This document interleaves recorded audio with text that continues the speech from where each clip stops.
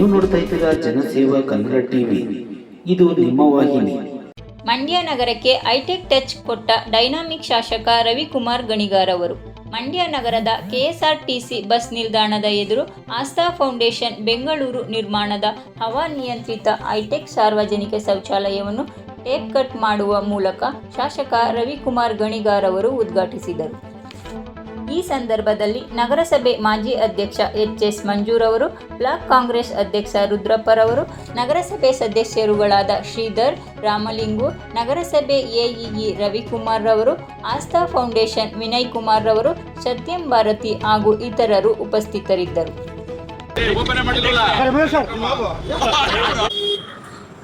ಒಂದೊಂದು ಶಾಲು ಆರ ತೆಗೆ ಫಸ್ಟ್ ಮಂಜಾನ ಬರ್ರಿ ಬರ್ರಿ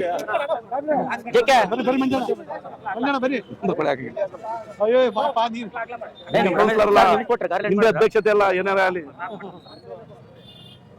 ರಮೇಶ್ ಸಾಹೇಬ್ರೆ ಫೋನ್ ಮಾಡಿ ಬರ್ತಾ ಇದ್ದೀರಿ ಅವ್ರೆ, ಶ್ರೀಧರ್ ಅವರೇ, ಎಲ್ಲ ಬಂದಿರುವಂತ ಮುಂದೆ ಆಸೀನರಾಗಿರುವಂತ ಎಲ್ಲ ಕಾಂಗ್ರೆಸ್ ಮುಖಂಡರು ಹೇಳ್ಬಿಡು ಆನ್ ಟೈಮ್ ಬರ್ತೀವಿ ಅಂತ ಕೋಣ. ಮಂಡ್ಯ ನಗರದಲ್ಲಿ ಇವರು ಶಾಸಕರಾದ್ಮೇಲೆ ಅನೇಕ ಅಭಿವೃದ್ಧಿ ಕಾರ್ಯಗಳನ್ನ ಮಾಡ್ಕೊಂಡ್ ಬಂದಿದ್ದಾರೆ.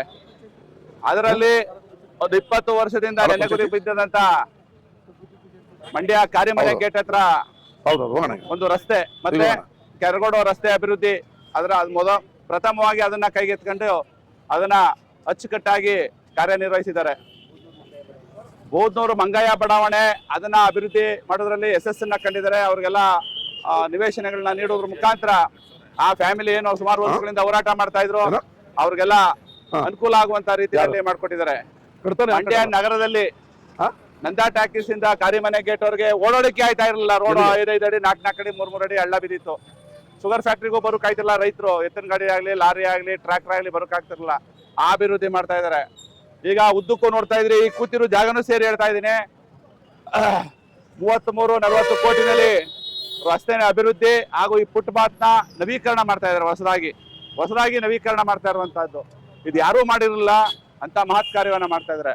ಈ ದಿನ ಈ ಶುಭ ದಿನದಲ್ಲಿ ಕರ್ನಾಟಕದಲ್ಲೇ ಎಲ್ಲೂ ಇಲ್ವೇನೋ ಎಸಿ ಶೌಚಾಲಯಗಳಿರ್ಬೋದು, ಎಸಿ ಶೌಚಾಲಯ ಕರ್ನಾಟಕದಲ್ಲಿ ಎಲ್ಲೂ ಇಲ್ಲ. ಮಹತ್ ಕಾರ್ಯವನ್ನ ಮಂಡ್ಯ ನಗರದಲ್ಲಿ 2-3 ಕಡೆ ಎಸಿ ಶೌಚಾಲಯವನ್ನ ಮಾಡಿ ಸಾರ್ವಜನಿಕರಿಗೆ ಸಮರ್ಪಣೆ ಮಾಡ್ತಾ ಇದ್ದಾರೆ.